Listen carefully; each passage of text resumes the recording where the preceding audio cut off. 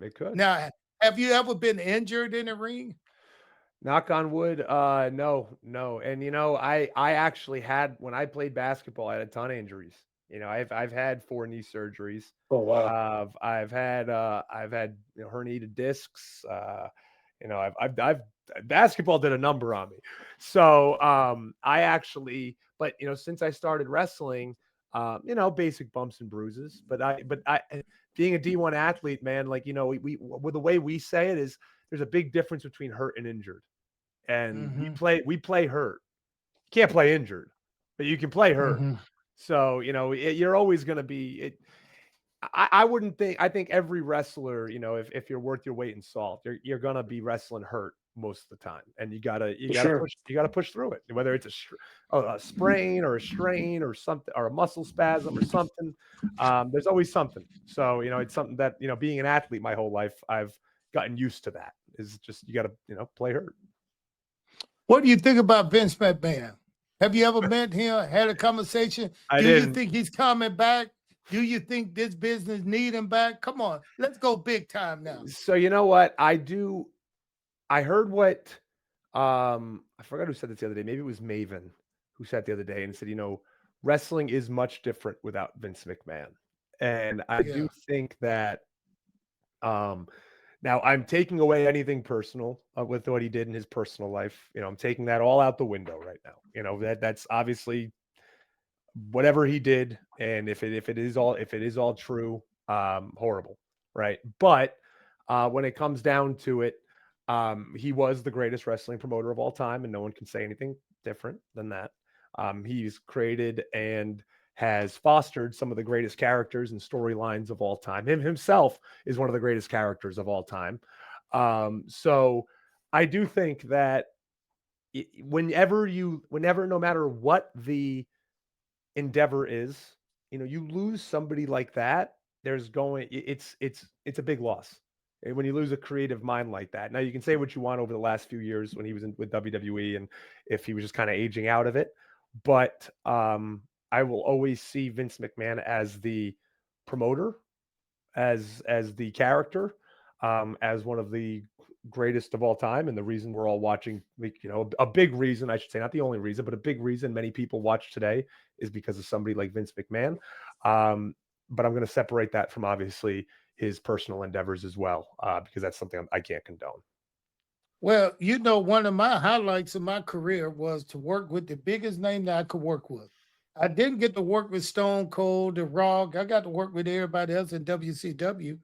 But the one person that I worked with that is a highlight of my whole career was I got to Mhm. work with Vince McMahon in the ring. And it was so much fun. The energy was Oh there. yeah. And he wants you to go eye to eye with him. Hmm. If he's Oh still yeah. he's like a good basketball player when he came to the ring. If he can go around me and go over me, he gonna make me look small. But hey, if you can stand up with him, even though he was the boss, respect. Hmm. So Hmm. For it was sure. nice working with him, man. And he kind of picked me up. But what about Eric Bischoff? You ever had Oh, anything to do? I love Eric Bischoff. I've always been a big Eric Bischoff fan. Hmm. Because like I said, WCW is what I started watching, and he was one of the first guys I really hated. I hated Eric Bischoff when I was a kid. Him, Hmm. Jeff Jarrett were two of the guys I hated the most. But no, EB, man, I've seen him a bunch at like conventions and all that. Met him, great guy, really, just a really, really tremendous guy. At least what I know of him, he's been nothing No, but he's cool a to me. great guy, man. Nothing Good cool to me. guy. I Yeah. listen to 83 weeks all the time. I get Hmm. to hear him. He's a smart guy, man, Yeah. and he was a good guy to have in my corner when I got into wrestling. I would have Yeah. been so lost. I would have been so Oh, lost. A good old country boy from the South getting in this business now, making money at Hollywood.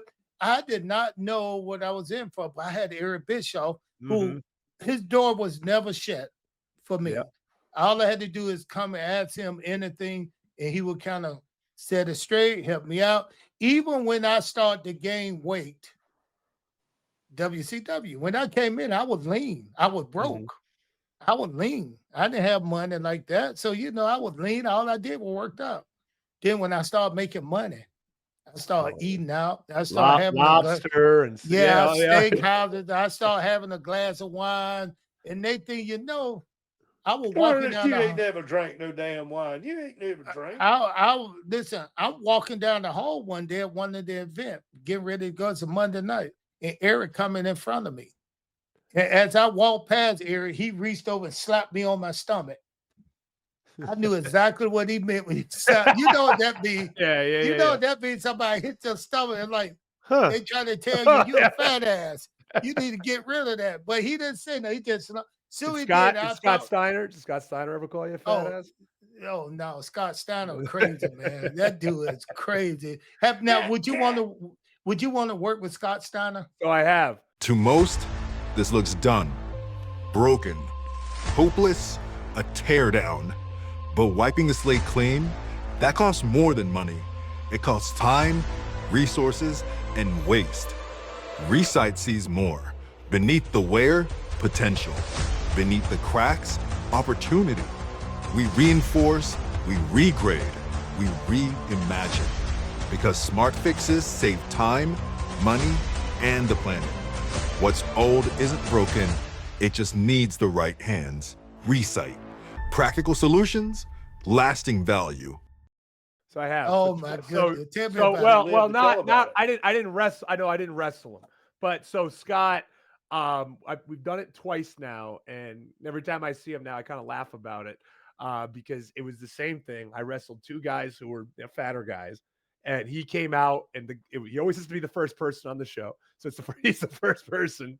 So he can get out of there. He can get the hell out. Yeah. So basically, how it worked both times, the same exact thing.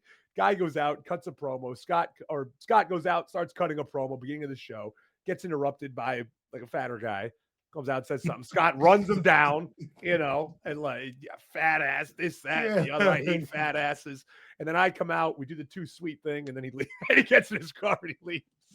And we've done it twice now. And last time I remember I popped him, I'm like, Scott, let's just take this everywhere. You can just go on first and leave, right? And he just started laughing. But he's a cool guy. A guy that I tell everybody, it's like once you break through the shell of Scott Steiner, he's a really cool guy. He's real, man. I'm telling you. Now he was like that the whole time I was in WCW. Oh, I bet. He seemed like a nut, like he was a crazy unhinged. Yes, like he would do anything, say anything, but he was like a little kid. In a candy store that you had to say that the mom or dad had to say, stop touching everything. Oh, yeah. No, go ahead. No, I was gonna say once he found out, I started talking about basketball with him and how I played college ball. Then you could see he just kind of was like, and I told him I live in Ackworth, Georgia, and that's where his Shoney's were. And I think he lives, I don't know, he's in Woodstock area or something. Woodstock area, yes. Yeah. Once he kind of heard that, then he kind of opened up a lot more. And we started. Listen. Before I let you out of here, I'm gonna call out a few names. You tell me what you think of these names. Okay, I'll try to be as truthful as possible. Yeah, don't lie. Buff Bagwell. I love Buff. If you don't know, just say you don't know it. But no, I do. I've met Buff a bunch. Nothing but cool to me. I wish him the absolute best right now because I know obviously he had to have his leg amputated, but no, Buff's one of my favorite guys to run into. QT Marshall. I actually just saw QT. And I think our working relationship has grown over the past few years. And I think that he's kind of seen me grow as a wrestler. And I think there's a growing mutual respect there. So I do like QT as well. Ray Lord. Glacier? Oh, he's the best. Yeah, man. I met him at the Nightmare Factory, and everybody says it, so I'm gonna sound like a broken record. Just one of the sweetest human beings in the wrestling business. A really, really good guy. Yeah. Glacier's an all-time great as a person. Sting. Only met Sting once, and that was recently this year, and I got a picture with him, and it was very, very quick. So I don't have much of an opinion. I've heard great things about Sting, but it was just a really quick interaction. It was nice. Took a picture with me. He was very kind, but it was very quick.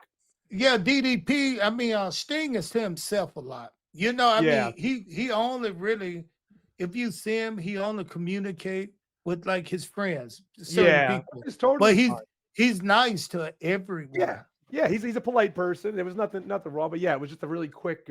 He was, he was busy meet and greet. I just was like, you know what? I'm never gonna get a chance to take a picture with Sting in the face paint. I gotta do it. So I had to ask and mark out for a second. Man, listen, I'm telling you, that's the truth. Did you get to talk to Norma Smiler much? Not much, man. During those tryouts, kind of how it goes is the coaches don't really talk to the people try it out. And this Um, this a WWE tryout, right? Yeah. So it's like you don't have much access to them. I think they do that on purpose. They don't give you much feedback. It's very just kind of like, hey, or do this because they're not coaching you really. It's a tryout, so they It's don't. observing. They're Yeah, just so observing. they'll give you critiques, and Regal will walk around and say, hey, maybe do this, or Robbie Brookside, or even Norman or Steve Carino. Like they'll give you like little critiques, but they're not going to be like, all right, let's stop and work on this. But I've had 2 tryouts. Norman was at both of them. One in 2021 and one recently. And another guy that just, I didn't get to talk to a lot, but came across like a very polite, nice guy. How about Steven Regal? William Regal, man, that guy can talk. I tell you right now, he is a if he like you, if he don't like you, he don't say anything to you. Yeah, so he doesn't. The jury was still out if he does like me. He kind of grew on me as the tryout went on because he started talking to me a little bit more the last day. And I don't know if I'm the William Regal prototype type of wrestler that he likes, because I am more just like energy. Like I'm not the technical wrestler that I've noticed that he kind of enjoys like that. But Type of they're not looking for those wrestlers in. Oh no, but I'm just talking about William Regal now. I'm talking about just like William. So Regal tie your ass in a knot. Oh yeah, no, he is fun. But we were watching the funniest thing. We after the second day we had matches, and so on the third day they brought all of the indie wrestlers into a room to do film study with William Regal. So there were 9 matches. We had 2.5 hours to watch 9 5-minute matches. We got through 3 because William Regal didn't stop talking the whole time. And he is what a savant that guy is. He is one of the smartest, just like the littlest things that guy can pick up. And I have so much respect for him. It was like he just every 5 seconds go, hold on, press pause. And we just kept, it was like I was back in college doing film study. But yeah, he this one of the most brilliant minds in wrestling is what I got out of William Regal. Did you learn anything from your WWE workout? Yeah, man. I know what they're looking for. They're looking for personality. They're looking for people that want to work hard.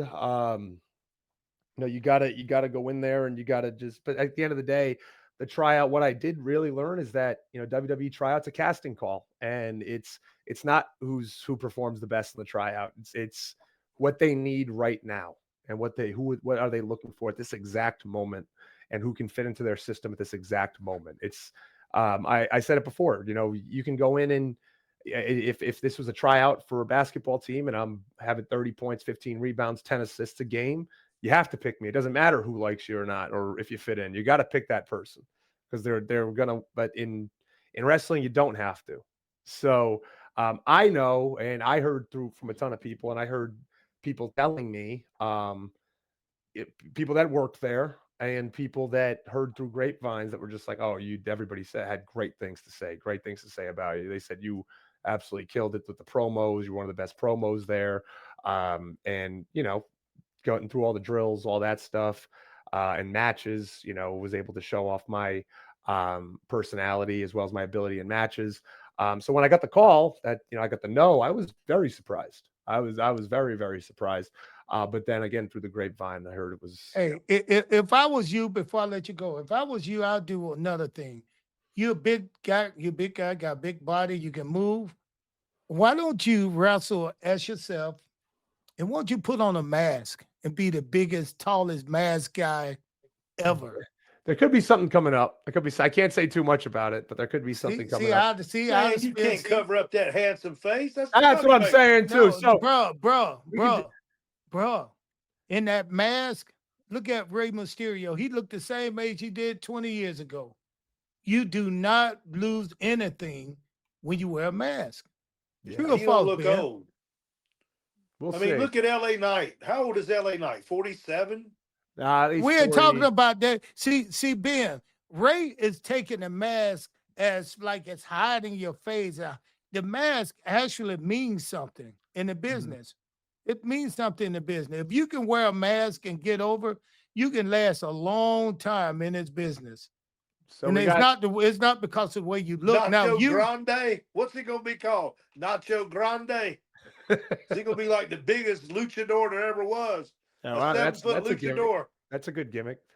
I would tell you, I worked my first lucha show down in like 2 minutes from the border in Mission, Texas, against Psycho Clown and Monster Clown, and what an experience that was. Those that type of style is something.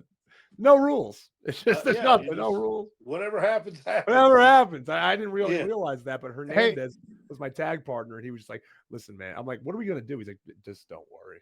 Like, it's